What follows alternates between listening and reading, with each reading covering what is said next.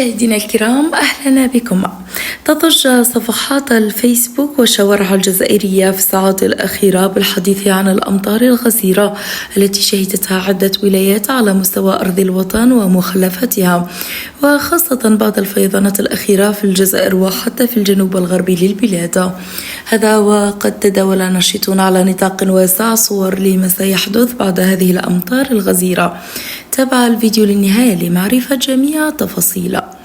نشرت العديد من الصفحات الجزائرية النشطة على فيسبوك، وكذلك تداول الناشطون على نطاق واسع صور للفطر النادر أو كما يسمى محليا بالترفاسة، قد بدأ رسميا بالظهور من تحت الأرض، وسيكون متوفر بكميات كثيرة في الأسواق في الأيام القليلة المقبلة.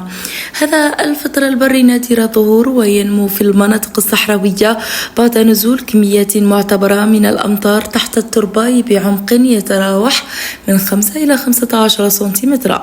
شكله يشبه حبة البطاطا، ويكون وزن حبة هذا الفطر بين 30 إلى 900 غرام، ويصل سعر الكيلوغرام الواحد في بداية موسمه إلى 1,000,000 سنتيم جزائري. يرى البعض أن الأمطار الأخيرة التي شهدتها ولايات الوطن وخاصة بشار بعد هذه الفيضانات تسببت في خسائر مادية كبيرة جدا للمواطنين وللفلاحين أيضا، فيما يرى البعض الآخر وهم عشاق جمع الفطر البري أنها أمطار الخير والبركة وسبب في مورد رزقهم الموسمي الذي ينتظرونه على طول السنة. ما رأيكم أنتم مشاهدينا الكرام؟ شاركوني بتعليقاتكم وآرائكم في قسم التعليقات. شكرا لكم على حسن المتابعة وطيب الاهتمام. دمتم في رعاية الله وحفظه، والسلام عليكم.